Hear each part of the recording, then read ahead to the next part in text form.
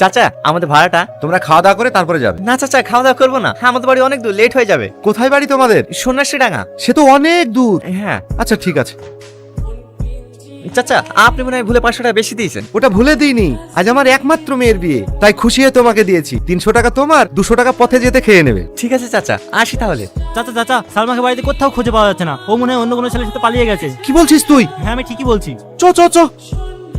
শুনলি তো কি বললো, যে বাপ এত কষ্ট করে মেয়ের বিয়ে দিছে, লাখ লাখ টাকার জিনিস কিনছে, আজ দেখ সেই মেয়ে বাপের মুখে চুনকালি মাখিতে চলে গেল। হ্যাঁ রে, এসব মেয়ে থাকার থেকে না থাকা অনেক ভালো। এসব মেয়েগুলোকে না হাতে 20 দিয়ে মেয়ে দেওয়ার দরকার। ঠিকই বলিস, চ।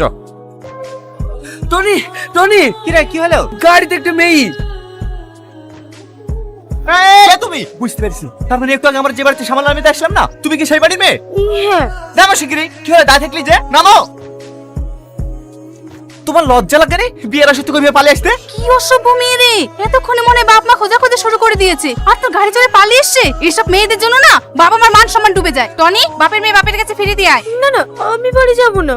আমি একজনকে ভালোবাসি, ওকে ছাড়া আমি বাঁচবো না। ওই জন্য আমি বাড়ি থেকে পালিয়ে এসেছি। যাকে ভালোবাসো তার সঙ্গে পালিয়ে যাবা? তুমি আমার গাড়ি থেকে কেন উঠছো? 2 মাস হলো ও দুবাইয়ে কাজে গেছে। তো দুবাই কাজে গেছে, তো আমি কি করবো? যাও এখান থেকে। ও, আমি বাড়ি যাব না। আমি বাড়ি গেলে আব্বা আমাকে মেরে ফেলবে। দয়া করে আমাকে 2 দিন আশ্রয় দিন।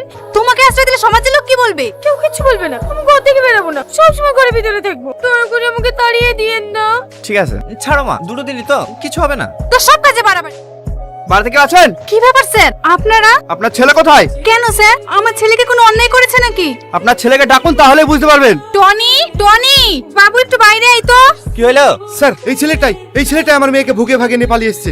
না স্যার, আমি কাউকে ভুগে ভুগে নিয়ে আসিনি, ও নিজের ইচ্ছা আমার সাথে এসেছে। বল, যে মেয়েটাকে ভাগিয়ে নিয়ে এসেছে সে মেয়েটা কোথায়? স্যার আমি সত্যি বলছি, বিশ্বাস করে আমি কাউকে নিয়ে আসিনি। ও মিথ্যা কথা বলছে স্যার। ও আমার বাড়িতে সামাল নিচার বাহানায় আমার মেয়েকে ভুগে ভাগে নিয়ে পালিয়ে এসেছে। সত্যি করে বল, মেয়েটা কোথায়? স্যার আপনি বিশ্বাস করেন, আমি সত্যি কথাই বলছি। আমার মিথ্যা কথা? দাঁড়ান ইন্সপেক্টর, আপনি কোন অপরাধে ওর গায়ে হাত দিচ্ছেন? ও একটা বড় লোকের মেয়েকে কিডন্যাপ করে নিয়ে এসেছে। মিথ্যা কথা, ও কাউকে কিডন্যাপ করে নিয়ে আসে। আর সেই মেয়েটা আমি, যে স্ব ইচ্ছায় ওর সাথে এসেছি। আর একটা কথা, আমি তো নাবালিকা নই, তাহলে কোন অধিকারে ওর গায়ে হাত দিচ্ছেন? Sorry madam. দাঁড়ান স্যার, ওদের কিছু বলবেন না?